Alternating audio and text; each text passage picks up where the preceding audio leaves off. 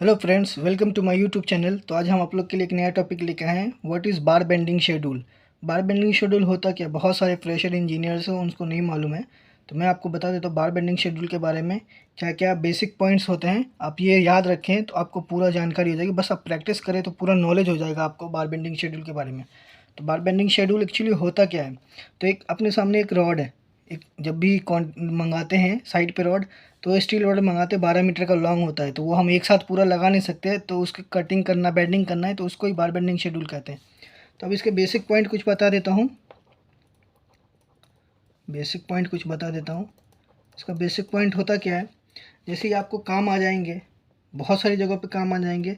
तो पहला इसका, जिस हमें बार बेंडिंग शेड्यूल तैयार करना है, उसमें पहला हमें क्या करना है, लोकेशन देखना है, कौन से लोकेशन पे हो रहा है, लोकेशन देखना है। और उसका लोकेशन देख करके फिर अपने को पता डिस्टेंस मेज़र करके मेजरिंग टेप से, तब हमें उसका मार्किंग करना है।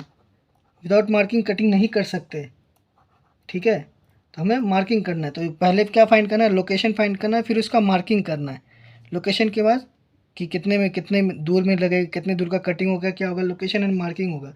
दूसरा पॉइंट होगा ये कौन से टाइप का बार है, क्योंकि सब टाइप में अलग अलग बार बेंडिंग शेड्यूल होता है।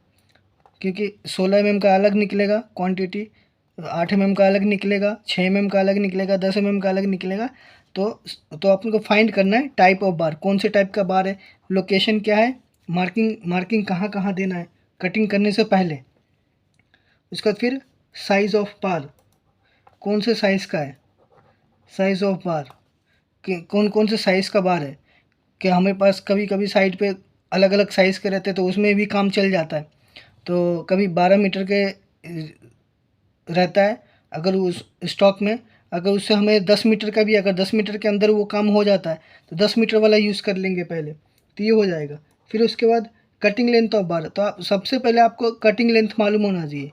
Cutting length of bar, cutting length क्यों बोला, क्योंकि आप लोकेशन फाइंड करोगे, मार्किंग करोगे बार पे। क्योंकि जब विदाउट कटिंग लेंथ आप मार्किंग ही नहीं कर सकते कि हमें कितना कट करना है बार। तो ये हो गया एक पॉइंट।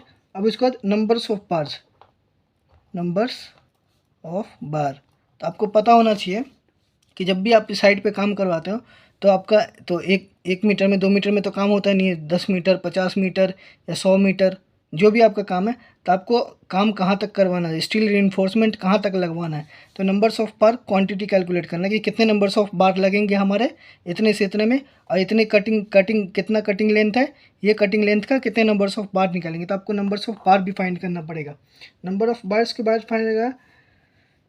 उसके बाद बेंडिंग डिटेल्स, बेंडिंग, जब आप, बताता हूँ आपको, रुको। बेंडिंग डिटेल्स ऑफ बार, तो ये क्या होता है, बेंडिंग करना। जब हम कटिंग कर लेंगे, नंबर ऑफ कटिंग होने के बाद बेंड पे जाए, बेंडिंग बेंडिंग करेंगे। क्योंकि बेंडिंग होने के बाद हमारा एल निकलेगा या वी शेप निकलेगा, जो भी हमारा है, फुटिंग में है या कॉलम में है या वॉल में है, तो वो हिसाब से। या तो डिस्ट्रीब्यूशन मेन बार की बेंडिंग बेंडिंग होती है, मेन बार की, डिस्ट्रीब्यूशन बार की तो बेंडिंग होती नहीं, वो डिस्ट्रीब्यूशन बार डायरेक्टली लग जाता है।